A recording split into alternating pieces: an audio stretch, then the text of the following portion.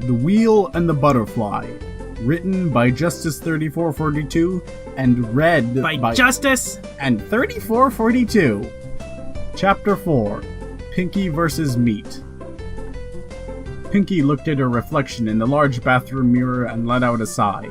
For her, being another species was easy enough to adjust to, but in addition to being a complete mess, she was collecting bruises at a fast pace with her constant tripping, stumbling, and falling. The worst one showed prominently on her forehead, courtesy of Dan teaching her a lesson on the importance of proper vehicle safety. Pinky grabbed a large length of paper towel from the dispenser and started toweling her wet hair and clothing. I shouldn't have yelled at him like that. Okay, so yes, he deserved to be yelled at with how he was talking to me, but that doesn't mean I should have done it. And besides, he seemed like he was trying to help, in a rather tough and unconventional way. Also, he definitely saved me from death there. Pinky cringed. Or something really, really bad, probably followed by death. Alright, I totally need to say I'm sorry to him when I see him next. No, now what in the heck are these bulgy things on the wall with the other chrome bulge sticking out of that and the button? Well, staring at it certainly isn't going to answer anything. Pinky walked over and pushed the button. Ooh. A loud noise emitted from the device. Pinky instinctively jumped back and covered her face with her arms while keeping an eye on the device. It doesn't seem to be dangerous. She tentatively reached out a hand and touched the metal bulge on the device. It was warm. Oh, cool! Or hot, actually. She smiled to herself as she waved her hand onto the device and felt warm air blowing. Looks like I can at least dry my hair. Pinky carefully examined the contents of her bag. Ooh, ooh! She cried excitedly. In addition to her wallet, she had a flat, pink, rectangular object with what appeared to be her cutie mark on the top. The item was roughly 1.5 feet across and another foot wide. She had a second, much smaller flat rectangular object in a pink flip case, a pink compact mirror, a small camera which she was particularly excited about, a couple of cords with metal parts protruding out of the other end, and she was in luck, a pink hairbrush. I wonder who would set me up with all this. I even know my favorite color, pink! Pink everywhere! Maybe my friends sent these. I hope they're okay. Well, those blue white cloud thingies were after me. Pinky took another look at the items in her bag. Guess I'll have to sort through all this neat-looking stuff later. I bet Chris and Dan are waiting for me, and I really don't want to give Dan any more reasons to be mad at me. Pinky sat on the floor under the hair dryers, positioned them so the air would blow directly on her, and proceeded to brush her hair while using the mirror. It wasn't long before the pink, wet, matted mess was a pink, dry, curly mess. She sat up and looked at herself in the mirror. Perfect, she said, despite the large bump on her head. She grabbed the camera, examined it carefully, and tried a few buttons. Eventually, it turned on with a beep, a little music fanfare, and a screen on the back that showed what the camera was pointing at. Wow, fancy and schmancy, she said to herself. She positioned herself in the mirror and snapped a photo. The camera made an electronic click sound. She stared at the screen, and much to her delight, it showed her exactly what she just took. She smiled, giddy with delight, packed everything but the camera and slung the bag over her shoulder, grabbed the camera, and exited the restroom. Undercover cop, Dan posed to his friend Chris. Chris thought for a second. That's basically the same idea as your spy hypothesis, except she arrests you instead of kills you.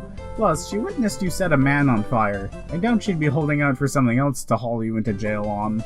Dan rested his chin and mouth on his hand and concentrated. I will figure out what your angle is, pink girl. Oh yes, nothing escapes the watchful eyes of Dan.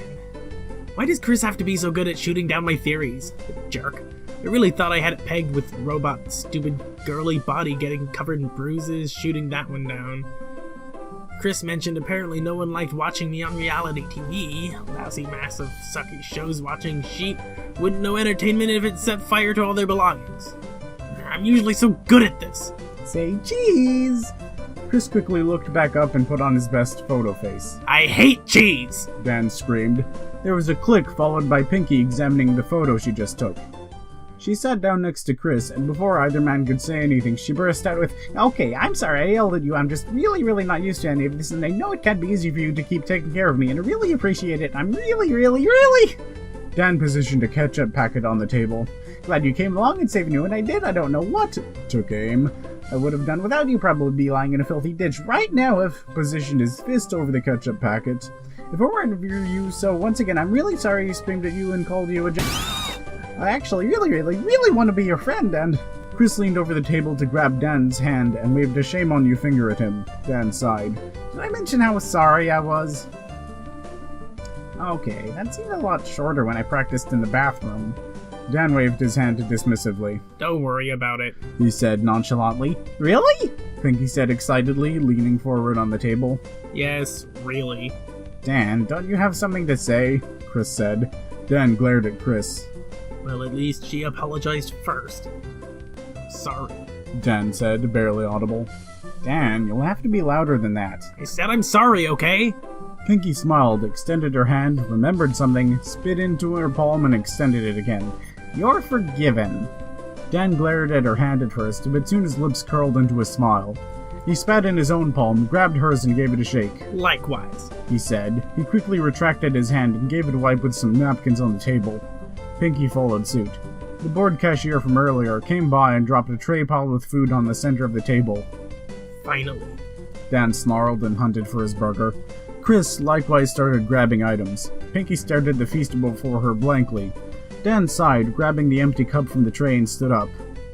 Chris, why don't you stop being such a fat, self-centered pig and pick out the food you ordered for the lady? Dan said before he continued his walk to the soda fountain.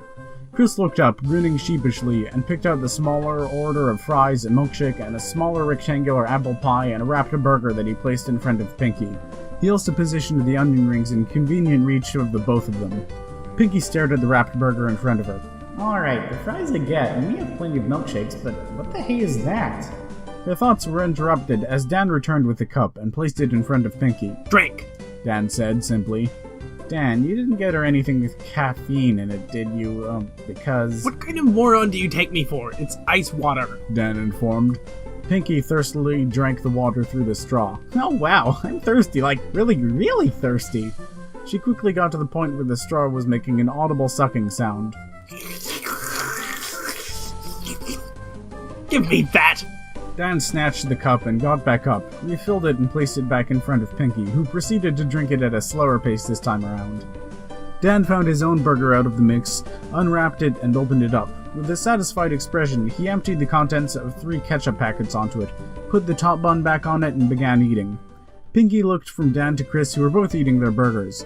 She unwrapped her own burger, examined it quizzically, brought it up to her mouth, and took a large bite. Pinky's eyes widened, and she let out an audible of delight. She happily chewed and took a few more bites. Never had anything like this before. It's super amazing, delicious tasting. She took off the top bun to examine the contents. It seemed to be some sort of sandwich with a hot brown substance in the middle. Wonder what plant that's from. What is this? She asked Dan, pointing at the patty. Dead cow. Dan said simply, Dead cow? Pinky stated in disbelief as she began to tear up. Don't tell me you're a filthy vegetarian. Pinky's face continued to catch sadder as more tears and snot started to leak out of her nose. Herbivore, she informed. They don't have meat where you're from? Dan asked. No. Dan sighed. What is it with this weirdo? If it makes you feel better, the cow was probably very well taken care of before it was brutally dismembered at the slaughterhouse, Dan said. Pinky's distress increased. She looked mere seconds away from completely losing it. What, are cows special where you come from? Are you Indian? Dan glanced at Chris. Not feather. Chris rolled his eyes. I got it, thanks. Well, Pinky sniffed hard. I have a friend named Daisy Jo who always orders cookies to have with her. Pinky imagined her dear friend being killed, ground up, cooked, and eaten. Sniff. Milk, wah! Pinky buried her head in her arms as she sobbed into her shirt sleeves. Did she just said she knows a cow that orders cookies to have with her milk? Chris asked from behind his burger. The display not enough to deter his eating. Kinda perverse, ain't it? Dan responded. That's not exactly the part I was questioning, Chris said. Dan looked back at Pinky. Are you saying cows talk where you come from? Pinky looked up. Of course. Right, I thought as much. Dan, what are you getting at? Chris said, looking across the table at his friend. Something you said earlier made me think. He looked back at Pinky. Cows don't talk here. They just moo, eat grass, produce milk, and are collected for convenient eating. Exactly as God and nature intended. Dan took another bite out of his burger, then slipped his slushie. Pinky frowned, looked down at her burger, and pushed it away. I don't think I'm ready to sort this all out. Dan passed her some napkins, which she used to blow her nose and wipe the tears from her face. Is there meat in anything else? Pinky asked, waving at the spread in front of her. Nope, go nuts, kid, Dan said. Pinky took a bite of her fries. Her eyes went wide again, and another escaped her as she stared, alternatively eating fries, onion rings, and taking large sips from her shake. You are wasting a precious free resource here, Dan cried. Pinky looked up at Dan with a confused expression. Dan proceeded to open a number of ketchup packets, then empty the contents all over her fries and the onion rings. Pinky blinked a few times, then tried a fry smothered with ketchup. Her smile grew wider as the pace of her eating accelerated, only interrupted by a muffled, "Thank you, Dan," as she consumed fries, onion rings, and a chocolate shake. It wasn't long before Pinky and Chris had consumed almost all their food, Chris having claimed what was left of Pinky's burger. Watching pigs eat would be less disgusting. Dan directed at the pair with a scowl, having finished his burger and slushie. Pigs don't tend to talk where I'm from for some reason, Pinky said, considering the strangeness of that for a second. Fascinating, Dan responded flatly. So, Chris began, where are you from, Pinky? Ponyville, Pinky said, munching on her apple pie. Oh, it's alright, I guess. I miss Applejack's baking. Dan raised his eyebrows. Where's that? Chris chomped into his own pie. He said through a mouthful of pie. It's a few hours train ride from Canterlot. Dan continued listening with the same expression. Chris stopped chewing and just stared down at Pinky. Or maybe it's just a few hours walk from Canterlot. Come to think of it, it seems to be a different distance from Ponyville every time we travel to it. Chris slowly swallowed the contents in his mouth, unsure of how to respond. In Equestria? Pinky ventured. Chris looked across the table at Dan, who had maintained the same expression. Dan sighed. You were right, Chris. I was? She's not from this planet. Dan, that's not what... Pinky went wide-eyed and started to inhale a large volume of air. Before she could speak, Dan put her finger to her mouth, silencing her. You're from a planet where the primary sapient species are horses, which you are one of course. However, all other animals are also sapient and have the ability to speak. You were transported here quite unexpectedly, and we happened upon you within just a very short time of your arrival. Dan moved his finger, and Pinky continued her inhale, only to have Dan replace his finger back in front of her mouth. Furthermore, you've had a friend go through very similar experiences who you've pestered endlessly to talk about what happened to her. Or him. Dan moved his finger. Pinky, whose face started to turn blue from holding her breath. She inhaled just a little bit more air, quickly exhaled as she began to look pale. She rolled her eyes back in her head and dropped her head into her arms on the table. Dan, I don't think... That was amazing, Pinky gasped out in a high-pitched voice. How'd you know? Chris's jaw dropped. Dan put on his best Sherlock voice. Elementary, my dear Pinky. First, there was all the locations that pointed to an equine-based society. Ponyville, Canterlot, Equestria. Second, it seems just about every other thing you encounter is foreign to you, especially if it requires hands to work. Third, you seem to be having a lot of trouble keeping your balance, thus showing you're not used to walking on two legs. Fourth, there was the comment you made about being an herbivore. Wow, Dan, you're like the smartest person ever! Dan smirked to himself. Yeah, I know. The only thing that threw me off is you seem to adjust a little too fast, leading me to believe you know someone who's given you some idea of what it's like to be in a human world. Right again, Dan. Dan's smile grew wider. Chris stared at Dan, then back at Pinky. Well, she seems to agree with Dan, but this is really far-fetched, even for the sort of stuff that happens to us. Pinky suddenly became uncomfortably aware of how much water she had drunk. Would you two excuse me?